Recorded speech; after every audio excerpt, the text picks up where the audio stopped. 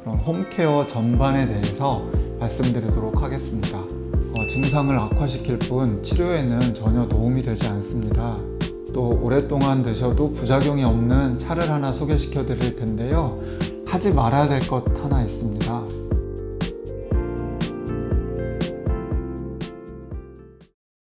안녕하십니까. 마음을 진맥하는 한의사 이명택입니다.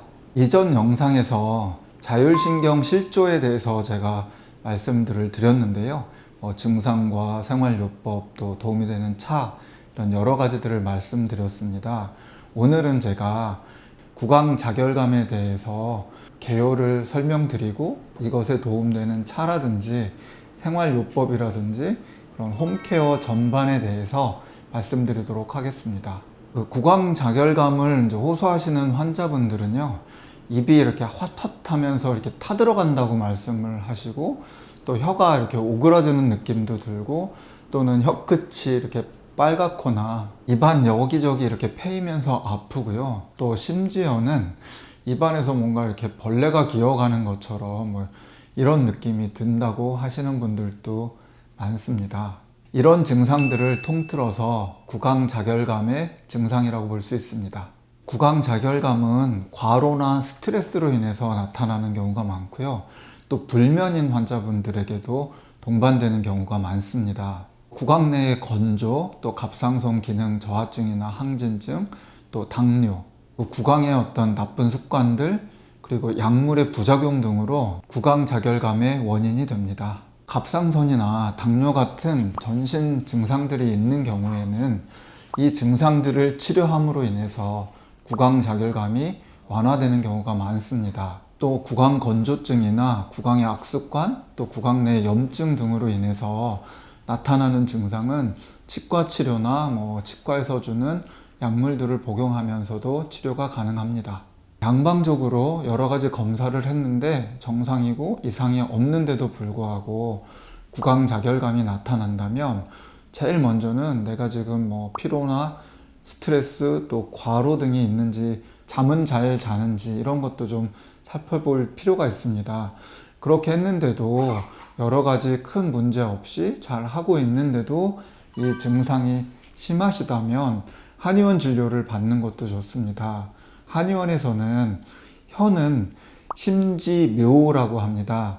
심장의 싹이 혀라는 건데요. 그 심장의 상태가 과열되거나 하면 혀도 똑같이 과열되고 빨개지고 하면서 어떤 염증이 나타날 수도 있고 자결감이 나타날 수도 있고 해서 여러 가지 증상들을 나타냅니다. 그래서 구강자결감은 한의학적으로는 심장에 원인이 있다고 봅니다. 입안이 뜨겁고 뭔가 이렇게 핫핫하다고 해서 찬물을 자꾸 마시거나 또 얼음 같은 것을 입에 넣고 이렇게 있는 분들이 있으세요. 근데 그거는 오히려 증상을 악화시킬 뿐 치료에는 전혀 도움이 되지 않습니다. 차라리 얼음보다는 약간 미지근한 물이나 좀 따뜻한 온수를 자주 마셔서 몸 전체에 충분히 수분을 공급해주고, 그렇게 되면 몸 안에 있는 냉각수의 어떤 기능들이 살아나게 돼서 구강에 도움이 될 수가 있습니다. 가장 중요한 것은 과로나 스트레스, 불면 등으로 인해서 심장이 과열이 되고 그 과열된 심장이 연결된 장기인 혀로 표현이 되는 것이기 때문에요. 과열된 심장을 식혀주는 치료를 하는 것이 가장 효과적이라고 볼 수가 있습니다. 지금부터는 제가 댁에서 할 수 있는 홈케어에 대해서 설명을 드리고자 합니다. 동의보감에 보면 혀가 헐었을 때 붓고 갈라지고 피가 나고 하는데 쓰이는 대표적인 처방이 황련탕이라는 것이 있습니다. 황련과 당귀, 박하, 생지황 등이 들어있는 건데요. 이것을 이렇게 댁에서 끓여 드셔도 좋지만 이 약재의 효능이 너무 세가지고 조금 체질에 안 맞거나 진단이 안 되면 설사를 하시거나 몸이 많이 이렇게 냉해지고 하는 부작용을 겪으실 수도 있습니다. 제가 황련탕 대신 댁에서 조금 더 편하게 또 오랫동안 드셔도 부작용이 없는 차를 하나 소개시켜 드릴 텐데요.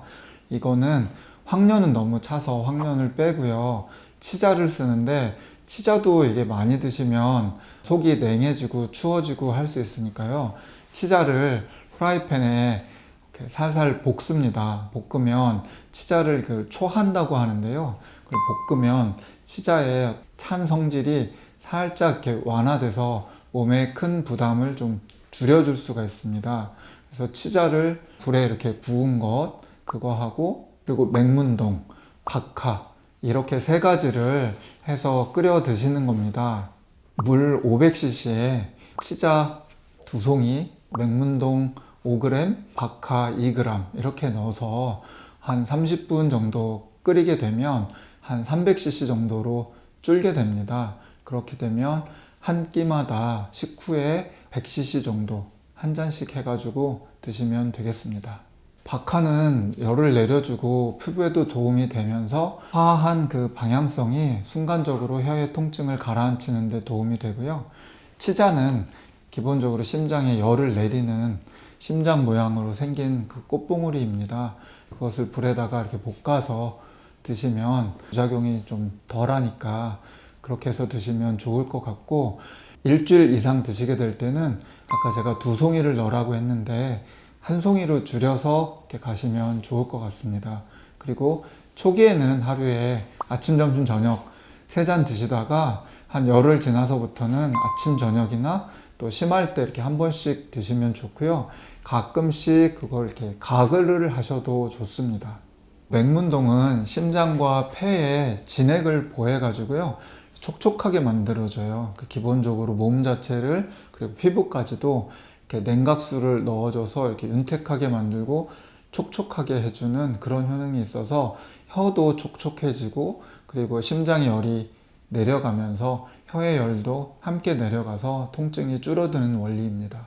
기본적으로 자율신경 계통의 이런 증상들은 과로와 스트레스가 제일 중요합니다. 숙면도 증상 완화하는데 무척 도움이 되니까요. 과로와 스트레스와 숙면을 좀 잘 취해 주시면 도움이 될 것 같습니다.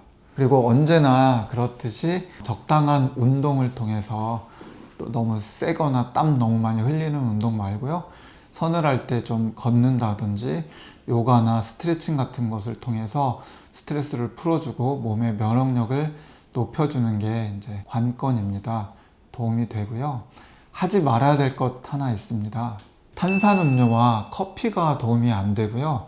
또 하나는 잘 드시기도 힘드시겠지만 매운 음식이 입안에 그 자결감이 있을 때에는 도움이 별로 안 됩니다. 그래서 탄산음료나 커피 같은 자극적인 음식들은 잠시 보류해 두시고요. 조금 부드러운 허브티나 이런 걸 이렇게 드시면 좋을 것 같고, 매운 음식보다는 좀 달거나 새콤한 음식으로 드시면 도움이 더 될 것 같습니다. 만병의 근원은 스트레스라고 하죠. 현대인들은 이 스트레스가 많습니다. 그리고 이 스트레스는 주로 과로에서 오는 경우가 많아요. 그래서 과로와 스트레스를 좀 관리를 해주시고, 그리고 수면 시간을 조금만 늘려주신다면 우리가 가지고 있는 혀 통증뿐만 아니라 여러 가지 증상들이 함께 완화될 수가 있습니다. 일상에 여유를 가지시고 몸을 돌보는 시간도 충분히 가지시길 바랍니다. 감사합니다.